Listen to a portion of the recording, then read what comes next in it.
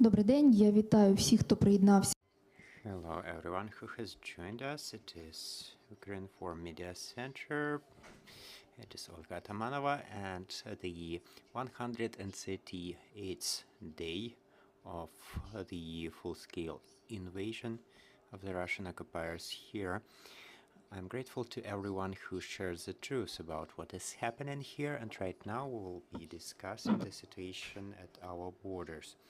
Right now we have with us Andrei Demchenko, the spokesperson for the State Bodyguard Service of Ukraine. We know that the situation in Sumy and Chernihiv region continues. What can you share about the situation? Well, yes, indeed, it is 138th day of Ukraine's heroic fight for its freedom. The State Bodyguard Service continues to protect Ukraine and ensure the safety and security at the borders where the situation is tense.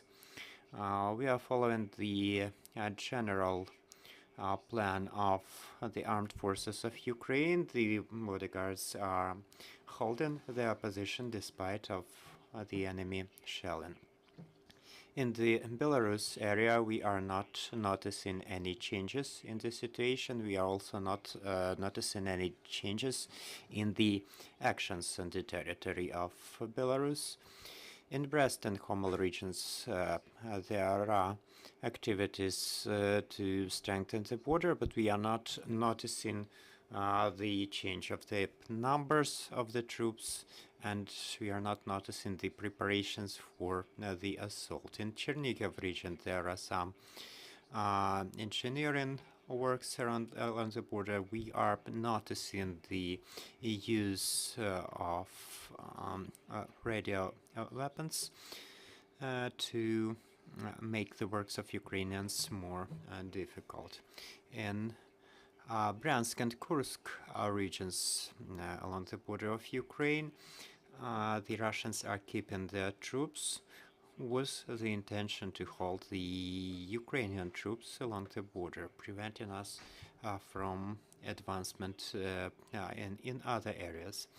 But again, we are not noticing any signs of preparation for the assault. Still, the enemy continues to shell the territories of Chernihiv and Sumy region, specifically Sumy region, which is especially dangerous for civilians and civilian infrastructure. The enemy is using fire daily with the artillery, mortars, and also using UAVs to drop explosives. Over the week, there were 130 shellings of the territories, 10 of which was the use of aviation, and over 100 was artillery and mortars. The EU and Moldova borders have about 90,000 people crossing the border in both directions, and up to 20,000 on vehicles. On certain days, we are noticing about 100,000 people crossing the border. Right now, there are no waiting lines of passenger vehicles on both sides of the borders. Again, this is a change we are noticing after the cancellation of zero-fee imports of vehicles.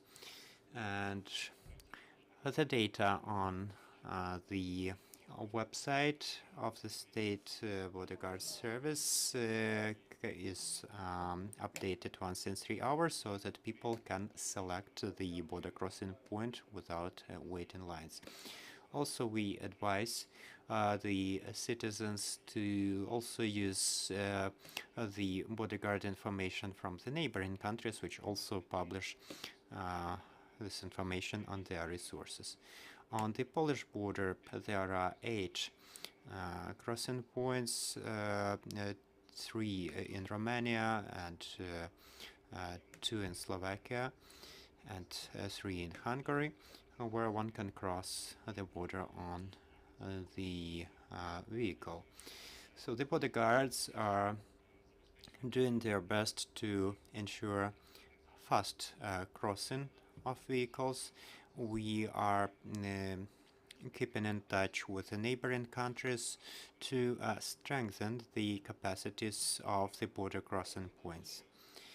To give you an example, we managed to optimize the vehicle movement in Yagodin, which is right now used for the crossing of buses and freight vehicles.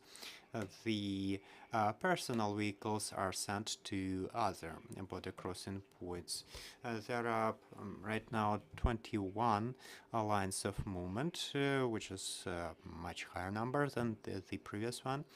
And this way it is possible for the freight cars to be crossing the border faster. Also, we are noticing that the numbers of people entering Ukraine are higher than the ones leaving Ukraine. The majority of the people crossing the border are Ukrainians. This shows the trend of Ukrainians coming back to Ukraine. The situation is observed since May. On certain days, the numbers of people leaving is higher than those entering, but in the majority of cases, people are generally coming back. And the highest flow of people can be noticed at the Polish border.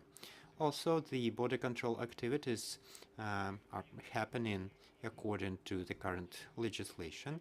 There is a limitation for men aged between 18 and 65, but there is a long list of exceptions, and the bodyguard service ensures the possibility for such men to leave Ukraine and cross the border.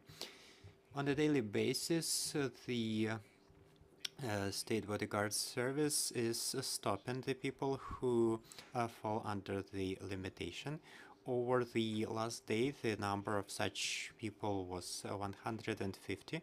Also, on a daily basis, we are apprehending those desiring to cross the border illegally outside of the border crossing points or using illegal documents. Over the last day, there were 45 of such people. Also, in total, 3,000 people over the recent time were apprehended trying to cross the border outside of the border crossing points. And can you see any trend for the decrease of attempts to cross the border illegally, or are there any changes in this situation? Well, if we analyze daily picture, the numbers are more or less constant. They are usually between 20 and 40 people per day. So this is true both for the border crossing points and those crossing outside of border crossing points. These numbers are, of course, much smaller than in the first days and in the first months of the full-scale invasion. Okay, your questions there, colleagues? Are there any? Thank you so much. This was Andrei Demchenko, the speaker of the State Bodyguard Service of Ukraine. Thank you for joining us. And our next speaker will join us at 2:30. This will be a representative of the International Legion, and we will be discussing their role in this great liberation war. Thank you.